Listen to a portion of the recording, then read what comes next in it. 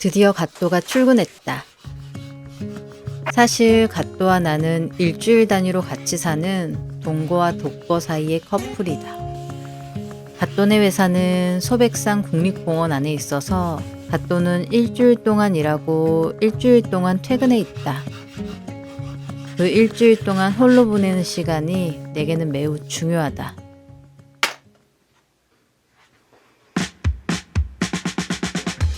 갓도가 출근한 다음 날인 금요일 20시간 동안 편집만 한 끝에 동영상을 업로드했다. 그렇게 업로드를 마친 날은 술을 한잔하고 싶기 마련이다. 마침 갓도가 사놓은 박스 와인이 있었다. 한 잔, 한 잔, 그리고 또 한 잔.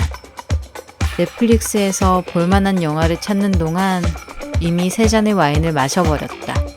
그리고 또 한 잔, 한 잔, 한 잔, 한 잔. 다음 날은 밥도 먹지 않고 꼬박 하루를 침대에서 보냈다. SNS도 하지 않고 유튜브도 보지 않았다. 사실 어제 업로드한 영상의 조회수가 너무 낮아 급격한 무기력증에 빠진 상태라 숙취 핑계를 대고 모든 걸 놓아버렸다. 다음 날 꼬박 36시간을 침대에 누워 있었다. 이 정도 누워 있으면 허리도 아프고 어깨도 아프다.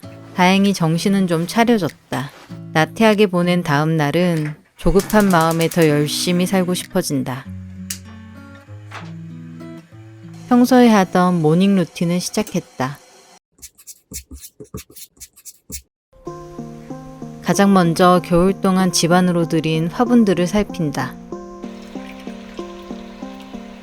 샤워를 한 후 뷰티 루틴. 사실 화장대의 제품 대부분은 피부에 신경 쓰는 갓도 거다. 악건 성인 나는 그냥 갓도 화장품을 쓰고 건조함을 막기 위해 오일만 덧바른다. 그리고 커피 머신에 소음이 싫어 커피는 주로 직접 내려 마신다. 리추얼이라면 리추얼일지도 모르겠다. 혈관에 카페인이 돌아야 그제서야 정신이 차려지는 걸 보면 말이다.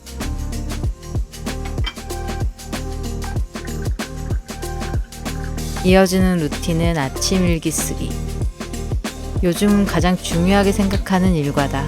얼마 전부터 만년필로 일기를 쓰는 중인데 이유는 조급증 때문이다. 뭔가 타자를 치면 생각들이 뇌를 거치지도 않은 채 써지는 기분이 들었다.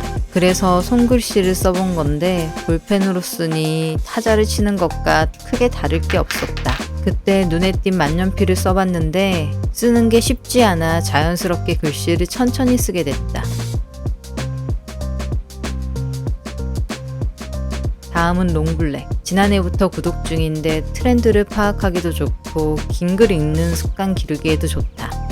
가끔은 스탬프만 찍는 날도 있지만 말이다.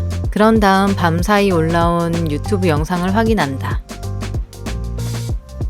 구독 중인 일본 부부 유튜버의 브이로그인데 처음 유튜브를 시작할 때 이런 채널이 되면 좋겠다고 생각했다. 6만 정도에서 구독한 이 부부는 그 사이 구독자 10만 명이 됐다. 우리는 2,462명의 감사한 구독자분들이 있다. 감사합니다. 열심히 한다고 하는데 성장이 느린 편이어서 고민이 지금 많이 되는 것 같아요. 더 열심히 하고 조금 주제를 단일화해서 한 우물만 하거나 혹은 조금 더 어그로를 많이 끌거나 그래야 될까 하는 고민도 되게 많고요. 저희 채널에 많은 분들이 아마 자취남 영상을 보고 오신 분들이 많으실 거예요. 그때 많은 분들이 감사하게도 매력적이라는 댓글을 진짜 많이 달아주셨는데 사실 저는 그 매력이란 게 뭘까? 내가 조금 더 강조해야 하는 그 나의 매력이란 게 뭘까? 이런 생각들을 하는 거죠.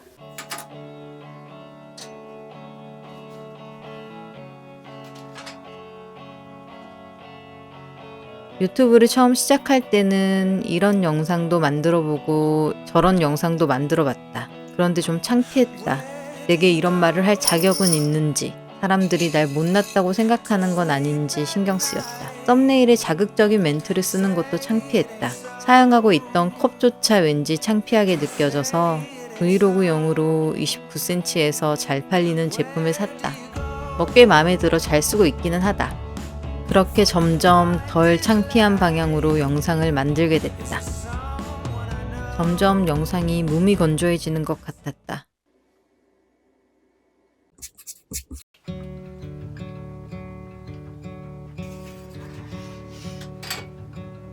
처음엔 DIY를 주로 하는 인테리어 채널을 만들어야겠다 생각했었다. 그런데 레퍼런스를 찾으려 다른 유튜버들의 영상을 보면 볼수록 삐까뻔쩍한 리모델링에 명품 가구로 채워진 집들을 보면서 위축이 됐다. 내 집은 나만의 감성이 깃든 내 자랑이었는데 룸투어 영상들을 보면서 자꾸 남의 집과 비교하게 됐다. 초라한 내 집이 창피해졌다.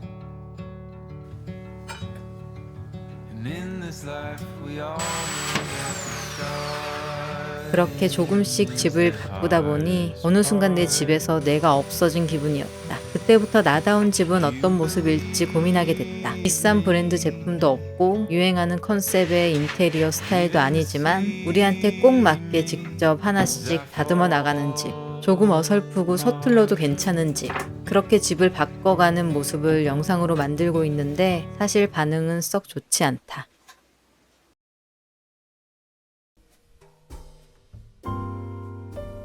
오후엔 산책 겸 교보문고에 갔다. 책은 구경하는 것만으로 꽤 좋은 영감이 된다. 유튜브만으로는 앞날이 깜깜해서 돈과 관련된 책을 사서 나가려는데 한 책이 눈에 띄었다. 창피하지만 일단 해봅니다. 작가는 익숙한 길이 아닌 잘못되면 창피할 것 같은 길을 갔을 때 새로운 기회가 올 것이라고 했다.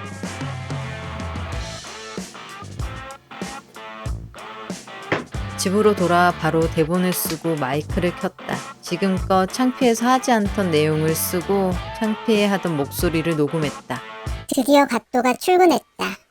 사실 갓도와 나는 일주일 단위로 같이 사는 목소리는 내 컴플렉스다. 낮은 저음에 비음인 목소리가 싫어 지금껏 자막으로만 영상을 만들었다. 갓도는 내 목소리가 매력적이라고 했다. 목소리를 담는 게 더 매력있고 개성있는 영상이 될 거라면서 이 마이크도 사줬다.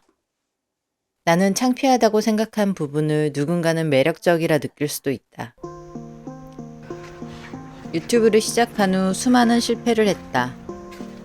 그런데 실패를 했다는 건 도전을 했다는 것이고 포기하지 않았다는 의미다. 도전과 실패의 결과로는 분명히 경험이라는 성과가 따라온다. 창피함은 스스로 생각하고 책임지면서 도전하고 있다는 증거다. 초반에 만들었던 이런 영상이나 저런 영상은 카메라를 보면서 내 생각을 이야기하거나 좀 더 나를 드러내는 영상이었다. 조회수가 얼마 나오지 않아 창피했는데 사실 그 중에서도 내 이야기를 진지하게 들어주는 사람이 있었을 거다. 창피하다고 생각한 내 집은 갓도와 내 취향이 모인 우리만의 공간이다. 유행하는 스타일이 아니거나 비싼 제품이 아닌 건 아무런 상관도 없다. 앞으로는 좀 더 창피한 일들을 해보려고 한다. 제가 왜 저러나 싶은 영상이 올라오면 이번에 용기를 좀 내봤나 보다 하고 너그럽게 봐주시면 감사하겠습니다. 오늘의 창피. 실패했다고 생각한 직접 뜬 바라클라바를 쓰고 거리를 다녔다. 버스 옆자리 아주머니가 모자가 참 예쁘다고 칭찬해줬다. 역시 창피함을 무릅쓰길 잘했다.